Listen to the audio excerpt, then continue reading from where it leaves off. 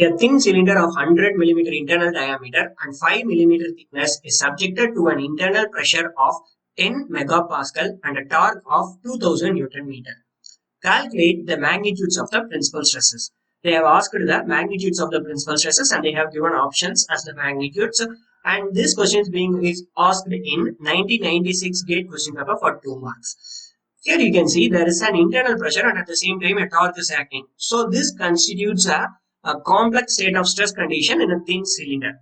We know that principal stresses is calculated using this formula 1 by 2 of sigma x plus sigma y plus or minus root of sigma x minus sigma y whole square plus 4 tau xy square, where sigma x refers to stress in x direction. In case of a thin cylinder subjected to an internal pressure, sigma x is sigma axial, that is axial stress or longitudinal stress, which is given as pressure, internal pressure or gauge pressure into inner diameter divided by 4 times of the thickness of the cylinder. Also sigma y, that is stress in y direction, normal stress in y direction is given as hoop stress or circumferential stress, which is P into di by 2t, where P is the internal pressure or gauge pressure, di refers to inner diameter and t refers to the thickness of the cylinder. Okay, sigma x and sigma y we can calculate using the given details of pressure, inner diameter and thickness, which are 100 of inner diameter, a pressure of 10 megapascal and a thickness of 5 mm. So the left out thing is tau xy, shear stress. Okay, they have given for shear stress, they have given torque. So by using torque, we have to find the shear stress. From circular bar under torsion concept, it is derived as tau is equal to T into R naught by J. R naught refers to the outer diameter, so it gives a maximum torsional shear stress. So T into R naught by J. J refers to the polar modulus of polar moment of inertia.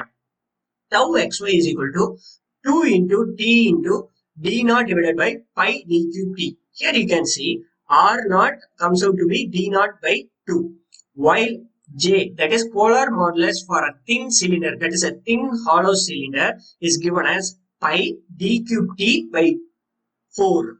So d naught by 2 and 4 gets cancelled and comes out to be 2t into d naught by pi d cube into t. Here d does not refers to outer diameter or inner diameter, but the mean diameter.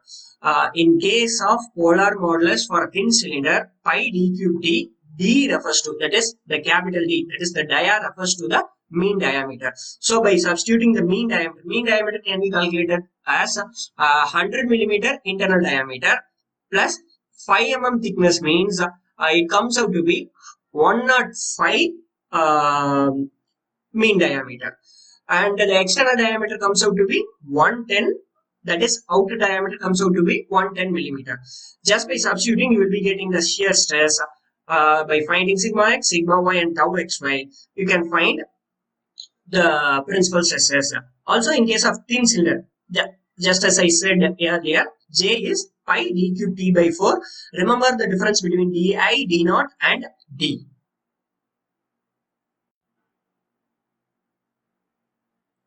Linked answer questions 2 and 3, which means this particular data is being shared by second question and third question. A cylindrical container of radius r 1 meter, wall thickness 1 millimeter is filled with water up to a depth of 2 meter and suspended along its upper rim. The density of water is 1000 kg per meter cube and the acceleration due to gravity is 10 meter per second square. The self-weight of the cylinder is negligible.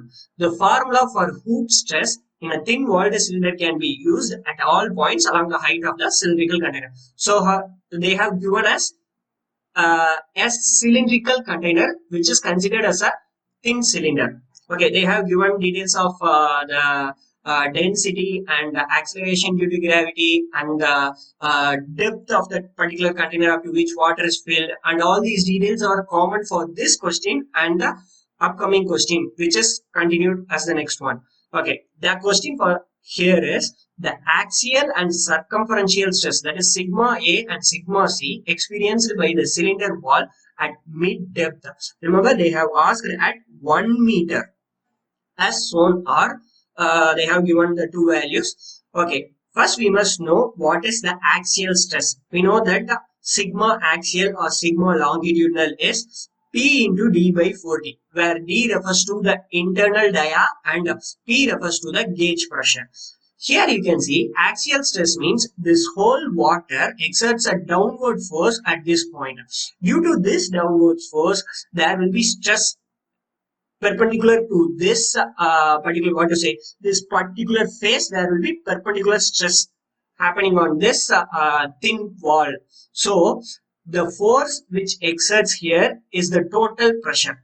So we should consider pressure at the bottom. Axial stress here is due to pressure at bottom, which is given as Pb is equal to rho into G into H, where H is 2 meter. It is actually a fluid mechanic concept where you can know that pressure at the bottom due to static fluid is rho into G into H, where H refers to the height.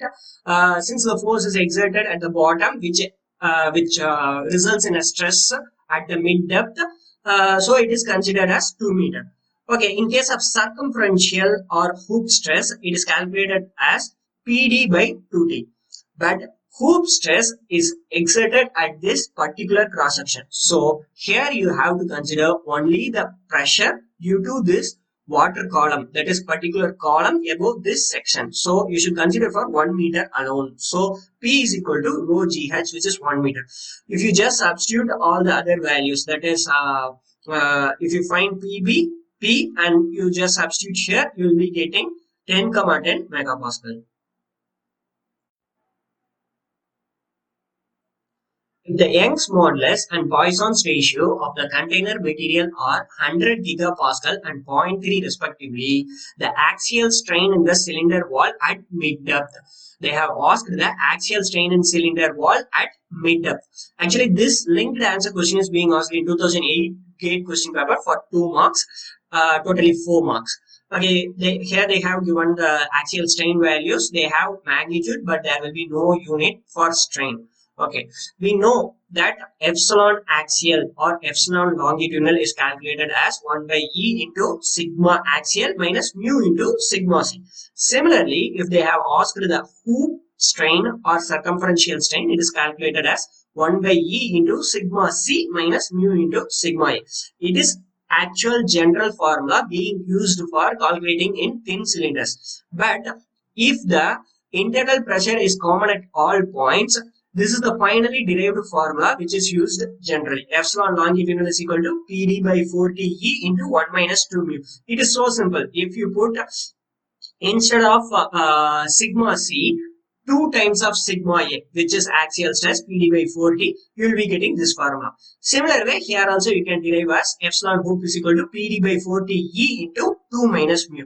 The difference here is, here you can see that the pressure for axial strain, that is axial stress, and the pressure for hoop stress is different here. In the previous question, you could see that the pressure is calculated up to 2 meter for what to say, 2 meter for axial and 1 meter for hoop stress. So here it will be varying. If you use this, you will be getting a wrong answer. You should use this generalized formula. So by substituting sigma A, sigma C and the given E and mu values, you will be getting 7 into 10 power minus 5. Consider this 2 formula, but mostly prefer this formula. A thin cylinder of inner radius 500 mm and thickness 10 mm subjected to an internal pressure of 5 megapascal, the average circumferential or hoop stress in megapascal is. It is a 2011 GATE question being asked for 1 mark. Okay, we know that in case of a thin cylinder or thin cylindrical pressure vessel, hoop stress is calculated using this formula PD by 2T, where P refers to the gauge pressure or internal pressure being exerted, while D refers to the inner dia and T refers to the thickness. Remember, always D refers to inner dia. Okay, how do we differentiate thin cylinder and thick cylinder? For thin cylinder, D by T ratio, that is inner dia to thickness ratio, must be greater than or equal to 20. Here they have stated thin cylinder. In some cases, they would not state thin cylinder. They will be just giving the diameter and thickness. We have to determine which kind of cylinder it is. Generally, they will be giving thin cylinder, but still it is safer to determine which kind of cylinder and then proceed. Okay, here you can see the hoop stress is PD by 2T. If you just substitute here, remember and be careful that it is inner radius. So you have to convert it into diameter. So 2 times of 500 gives 1000. And the internal pressure is 5 into 1000 divided by thickness. So 5 into 100 divided by 2 gives 250. So 250 is the average circumferential hoop stress in megapascal. If it is in megapascal, prefer in mm, because megapascal and mm corresponds to the same units. A thin-walled spherical cell is subjected to an internal pressure. If the radius of the cell is increased by 1% and the thickness is reduced by 1%, with the internal pressure remaining the same, the percentage change in the circumferential hoop stresses. They have stated it as a thin-walled spherical cell.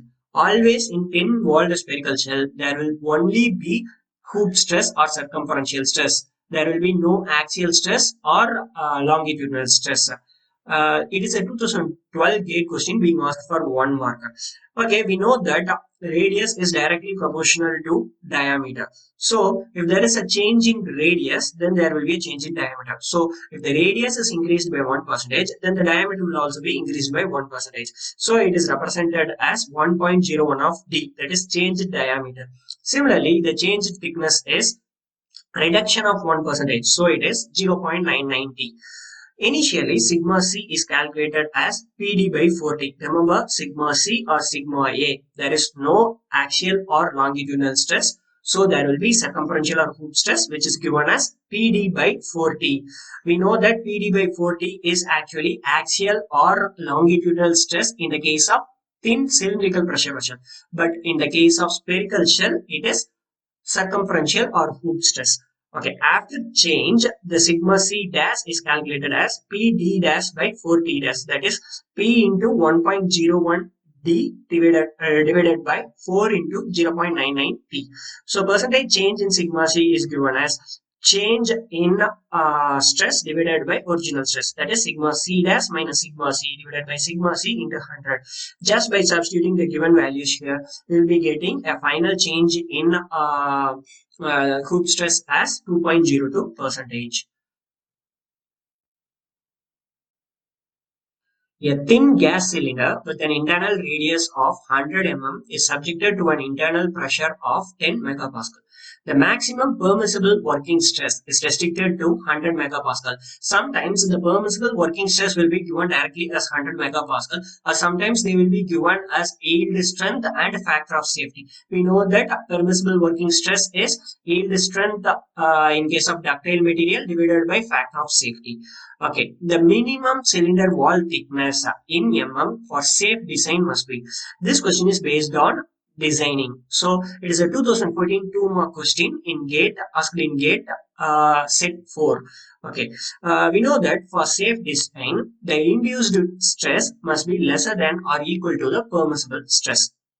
Here the permissible stress is 10 megapascal and the maximum induced stress is considered. This is because if a material of a component is designed, we must consider the maximum possible stress which can be induced in that material. Then only the material will be safe to handle all kinds of stress which will be lower than the maximum stress. So here we are considering the maximum induced stress. As we know, hoop stress is the maximum stress which can be induced in a thin gas cylinder or a thin cylindrical pressure vessel with internal pressure acting. So PD by 2T must be lesser than or equal to 100 megapascal. So just by substituting the pressure, internal pressure, which is 10 megapascal, and the internal diameter, actually it is given as radius, so it must be considered as 200 millimeter divided by the thickness, which is to be found. So 100 megapascal comes down here and T goes there. So T must be greater than or equal to a certain value will be found. So if it is, it comes out to be 10. So the thickness must be greater than or equal to 10. If there is four options, and in the option there is a 9 millimeter, 10 millimeter, 11 millimeter, and 12 millimeter. We should go for 10, 11, and 12. The best we can go for 12 because T must be greater than or equal to, in case of economic consideration, that is cost consideration, 10 is the best one. They have asked specifically the minimum cylinder wall thickness. So it must be 10. It can't be greater than 10.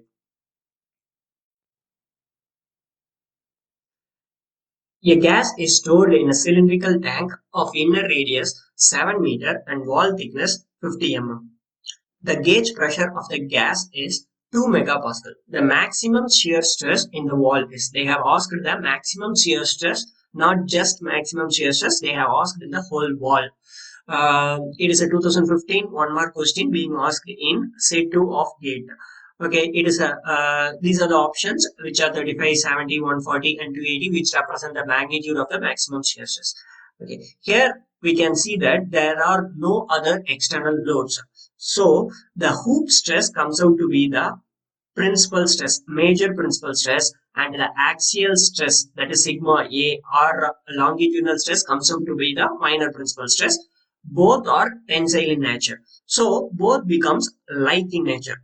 So in such a case, maximum shear stress in the wall is given, which we have discussed earlier as tau max is equal to major principal stress divided by 2. So we know that the hoop stress as PD by 2T. So PD by 2T divided by 2 gives PD by 4T. Just by substituting these values, we will be getting the maximum shear stress as 140 megapascal.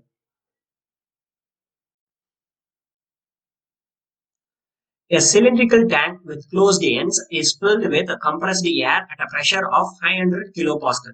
The inner radius of the tank is 2 meter and it has wall thickness of 10 millimeter. The magnitude of maximum in-plane shear stress in megapascal is, it is a 2015 set 3 question paper question being asked for 1 mark. Okay, here it is similar to the previous question. The only difference is that here it is in plane shear stress maximum, while the previous question is maximum shear stress in the whole wall. Here also we can see that no other external loads are acting. So sigma 1 is sigma h, that is major principal stress is hoop stress and the minor principal stress is axial stress. We know that in plane maximum is calculated as sigma 1 minus sigma 2 by 2. Here they haven't stated as a thin cylinder or a thick cylinder. So here we have to confidently move with the concept that whether it is thin cylinder or thick cylinder. So first we have to make it sure. So 2000 millimeter, that is 2 meters converted into millimeter as 2000 millimeter divided by 10 millimeter, we will be getting 200. We know that the condition as d by t must be greater than or equal to 20. This is internal dia. So it is a thin cylindrical pressure vessel. In such a case, sigma 1 minus sigma 2 means sigma h minus sigma a, which is PD by 2T minus PD by 4T, which gives you PD by 4T divided by 2. So it comes out to be PD by 80. Just by substituting the given values, we will be getting the magnitude of maximum in-plane shear stress, which is 25 megapascal.